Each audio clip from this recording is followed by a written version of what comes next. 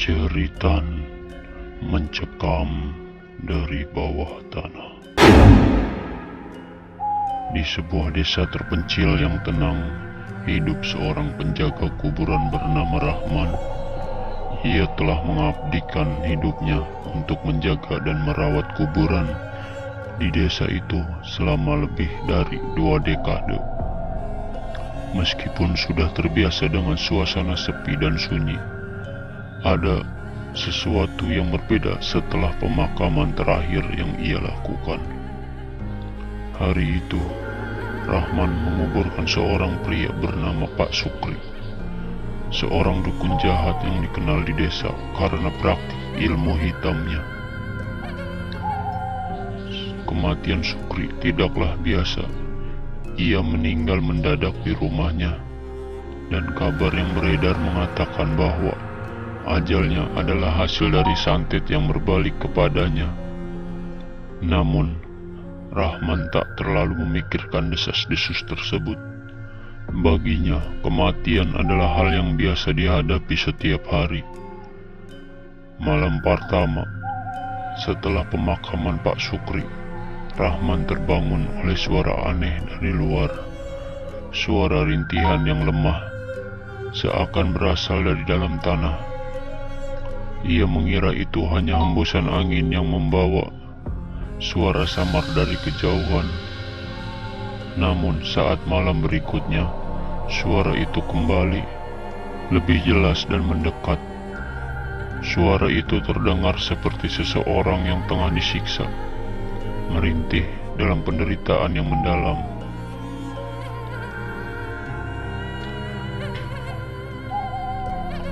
Keesokan harinya, beberapa warga desa mendatangi Rahman dengan wajah pucat. Mereka bercerita tentang suara aneh yang juga mereka dengar dari pemakaman saat melintas di malam hari. Ada yang mengaku melihat bayangan gelap bergerak di antara nisan. Sebagai penjaga kubur, Rahman merasa bertanggung jawab untuk menyelidiki hal ini. Ia mendatangi makam Pak Sukri dan mulai menyadari ada sesuatu yang salah. Udara di sekitar makam terasa lebih dingin, dan ketika ia mendekat, suara rintihan itu terdengar lebih keras, seolah berasal dari dalam kuburan. Ketakutan mulai merayap di hatinya. Rahman memutuskan untuk bertanya pada warga desa tentang kehidupan Pak Sukri. Dari penuturan mereka, Rahman mengetahui bahwa Sukri pernah memanfaatkan ilmu hitam untuk melukai banyak orang, bahkan melakukan kutukan pada beberapa keluarga yang menentangnya. Namun, sebelum kematiannya, ia tidak pernah bertobat atau meminta maaf atas perbuatannya. Orang-orang percaya bahwa Sukri kini tengah menjalani hukuman di alam kubur. Malam-malam, Rahman semakin dihantui oleh mimpi buruk. Dalam mimpinya, ia melihat Pak Sukri terperangkap dalam kegelapan. Tubuhnya dipenuhi luka dan terus disiksa oleh makhluk-makhluk menyeramkan. Suara rintihan itu kini bergema dalam benaknya. Bahkan saat ia terjaga, tak sanggup lagi menahan teror itu, Rahman mendatangi seorang sesepuh desa, Mbah Thohir, yang dikenal memiliki kemampuan spiritual. Mbah Thohir menjelaskan bahwa Sukri menjalani siksa kubur setelah perbuatannya. Mbah Thohir menjelaskan bahwa Sukri mengalami siksa kubur karena perbuatannya semasa hidup. Namun, ada sesuatu yang lebih mengerikan terjadi.